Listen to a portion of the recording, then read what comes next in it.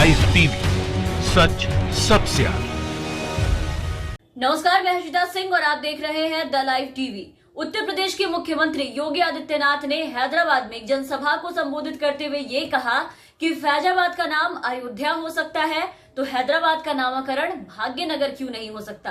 तो श्री योगी जी ने ये कहा कि लोग मुझसे पूछ रहे थे कि क्या हैदराबाद भाग्यनगर हो सकता है। मैंने कहा क्यों नहीं। हमने कहा देखिए, उत्तर प्रदेश में भाजपा की सरकार आई, हमने फैजाबाद को अयोध्या कर दिया, इलाहाबाद को प्रयागराज कर दिया, गंगा यमुना दो पवित्र नदियां यहाँ मिलती है, कुंभ का आयोजन होता है, तो फिर यहाँ का वास्तविक नाम भाग्यनगर क्यों नहीं हो सकता। भाग्यनगर का मतलब है संप्रति का प्रतीक, भाग्यनगर का मतलब विकास का प्रतीक। बिल्कुल सही कहा योगी आदित्यनाथ जी ने। उनकी सरकार जब से आई है उत्तर प्रदेश में, तब से उन्होंने राज्य के कई जगहों के नाम बदल दिए हैं। साथ ही राज्य के हालात भी उनके राज्य में बदल चुके हैं। उत्तर प्रदेश की सूरत बदल गई है उनके राज्य में। पहले यानी उत्तर प्रदेश में भाजपा की सरकार आने से पहले राज्य में गुंडा राज के हालात थे, गुंडा राज कायम था यूपी में। जब योगी आदित्यनाथ जी आए सरकार में और यूपी में, तो उन्होंने कहा कि हमारे राज्य में गुंडा राज खत्म, अपराध खत्म, बेटियां सुरक्षित, क्राइम एकदम स्वाहा।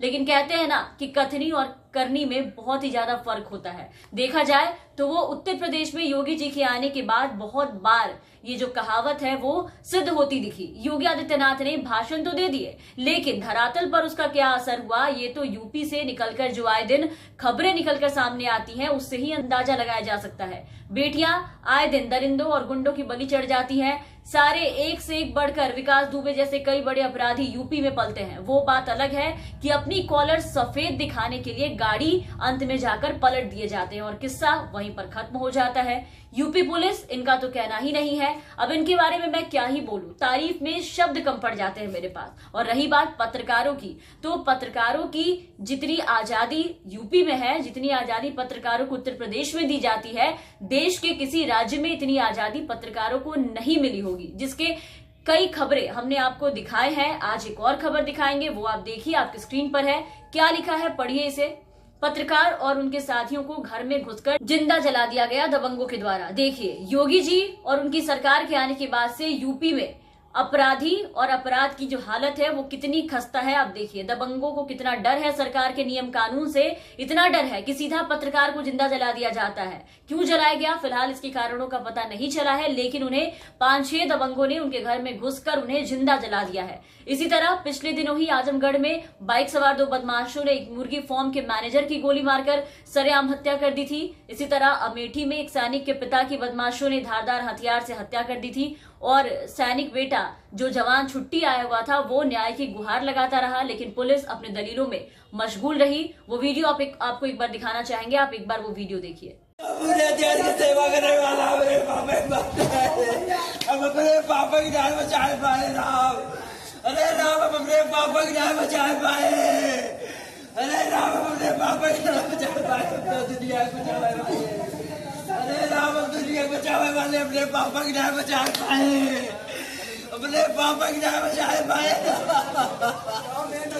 वीडियो देखा आपने। इसी तरह महाराष्ट्र के पालघर में 2 साधुओं की मॉब लिंचिंग पर पूरे देश में हंगामा करने वाली बीजेपी बीते महीने जब बुलंदशहर में 2 साधुओं की हत्या हुई तो इस हत्या पर चुप्पी साधे हुए थे। इसी तरह पिछले वर्ष अक्टूबर महीने में लखनऊ में मारे गए हिंदूवादी नेता कमलेश तिवारी की हत्या की जांच शुरुआती में इसमें बहुत तेजी दिखाई गई, बाद में सब लोग सुस्त हो गए। और रही बात पत्रकारों की, तो यूपी में पत्रकारों की हत्या के मामले में भी लगातार इजाफा हो रहा है। गाजियाबाद में छेड़खानी को लेकर के विरोध करने पर पत्रकार विक्रम जोशी को बदमाशों ने सरेराह गोलियों से भून दिया था। आपको ये घटना बहुत अच्छे से याद होगी। इन सारी घटनाओं पर बीजेपी की सरकार पूरी तरह खामोशी ओढ़े हुए, चुप्पी साधे हुए बैठी रहती है। और इन सबके बाद ऐसी कई घटनाएं हैं जिनमें बीजेपी नेताओं की सीधी सीधी संलिप्तता दिखती है। पिछले दिनों आगरा में पुलिस ने बीजेपी नेता के फार्म हाउस से देह व्यापार के आरोप में 12 लोगों को गिरफ्तार किया था। हमने भी वो खबर आपको दिखाई थी।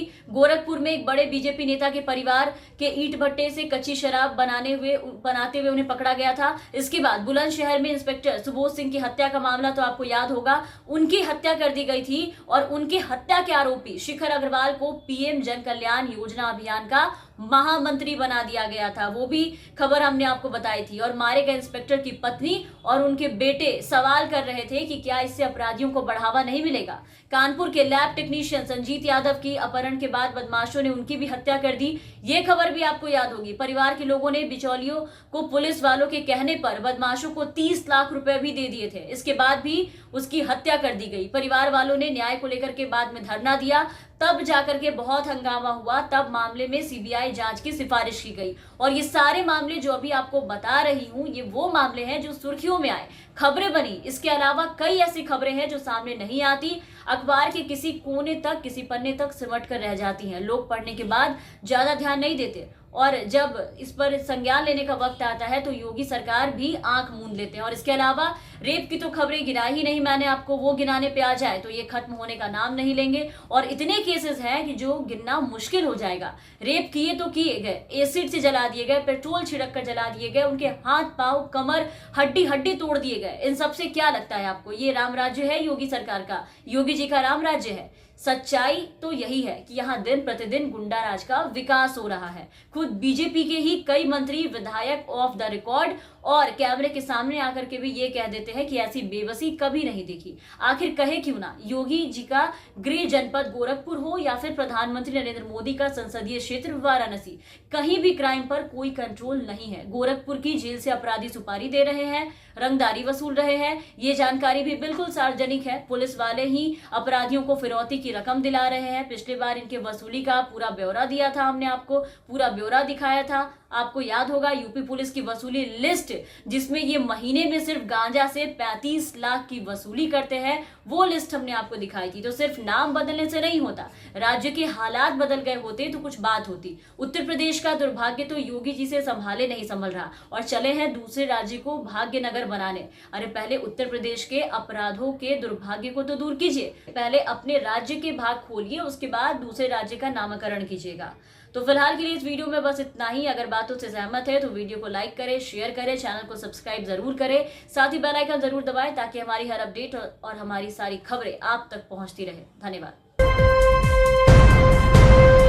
लाइव टीवी, सच सबसे आगे।